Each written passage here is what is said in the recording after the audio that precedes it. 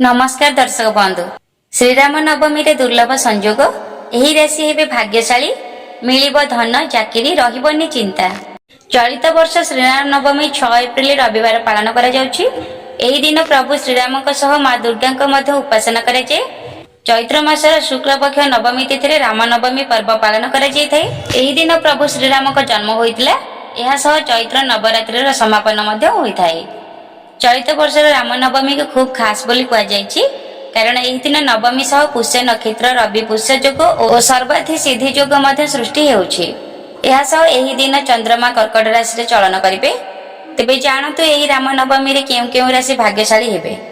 भिडियोटी को आगु को देखिबा पूर्व भिडियोटी गोटे लाइक कर दियंतु। चैनल रे नुआ थिले चैनल को सब्सक्राइब कर दियंतु। पाखरे थिबा ऑल बेल आइकन को क्लिक कर दियंतु। प्रथमे हेउछि मेष राशि। एही राशि व्यक्ति विशेषज्ञ पई अत्यंत शुभ फल प्राप्ति हेबो। आर्थिक स्थिति रे परिवर्तन हेबो। व्यवसाय रे जबरदस्त लाभ मिलिबो। आमदानी रो स्रोत वृद्धि हेबो। धन संचय करिवे। कर्म क्षेत्र रे आर्थिक लाभ रो अनेक सुयोग मिलिबो। माता पिता का आशीर्वाद मिलिबो। चाकरी करथिबा व्यक्ति विशेषज्ञ दरमा वृद्धि हेबो। परवर्ती राशि कर्कट राशि। जीवन रे हसखुशी वृद्धि पाइबो। नुआ काम रे आरंभ करिवे। अटकी थिबा धन मिलिबो। मान सम्मान वृद्धि हेबो। व्यवसाय रे आर्थिक स्थिति रे हठात परिवर्तन हेबो। परिवार रे मांगलिक कार्य रे जोग रहिछि। नुआ चाकरी रे जोग रहिछि। विदेश यात्रा रे जोग रहिछि। परवर्ती राशि धनु राशि। जीवन रे सुख समृद्धि वृद्धि हेबो। कर्म क्षेत्र रे नुआ सुयोग मिलिबो। आर्थिक स्थिति मजबूत हेबो।